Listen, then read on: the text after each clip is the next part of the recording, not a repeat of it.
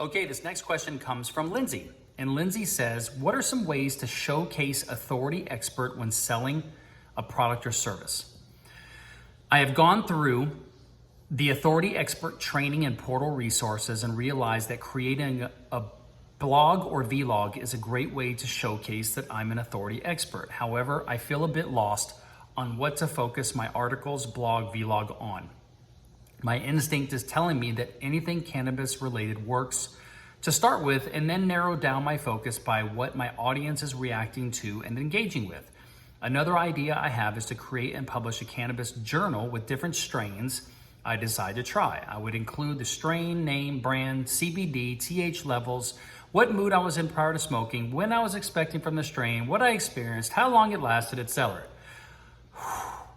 I think a lot of cannabis consumers would find this info useful. I am open to better ideas. Thank you, Lindsey. The first thing I want to do for you, Lindsey, is teach you how to ask a question really straightforward and succinctly so that you can get the best answer possible. All right? I'm going to teach you how to do that today. So I love your question. What are some ways to showcase authority expert when selling a product versus a service? I don't think there's any difference in showcasing whether it's a product or service other than maybe demonstrations. But listen, what you're trying to find out is, how do I position myself as an expert? And then what are the ways to promote myself as an expert? That's the real question you're trying to ascertain. So what I would say if I were you is, what can I do so that when I meet somebody, when somebody sees me talk, when someone visits my website, how do I illustrate that they will see me as an expert?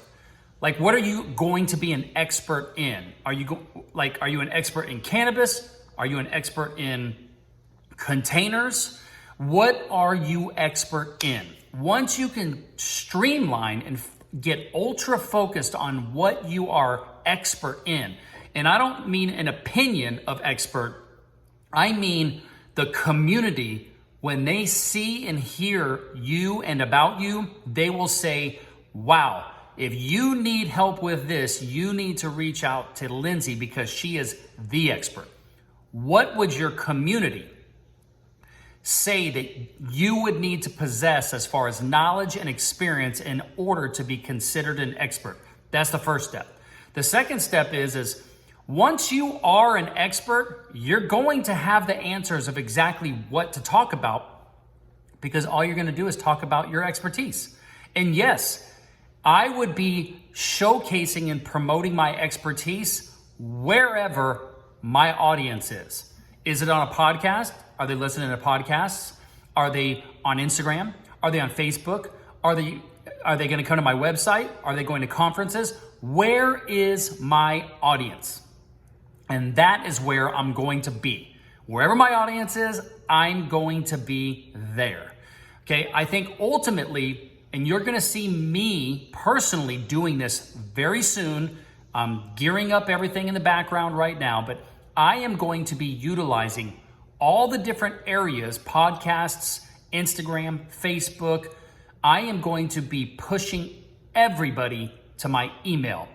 I'm going to be getting everybody on my email list, and the highest level of value that I'm going to provide is going to be to my email subscribers. This is something that digital marketers will tell you the number one place to have your audience seeing and hearing from you is email, 100%. And it's taken me a long time to come around to that because I've been such an Instagram power user.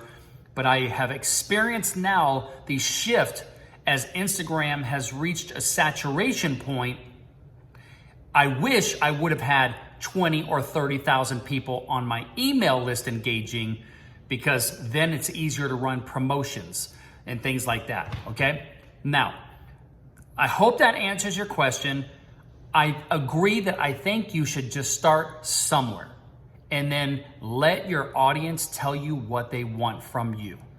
Don't get analysis paralysis. Just get a website, get a blog. Maybe you get on Medium, find out where the cannabis world gets their information and go there. Don't analyze it too much.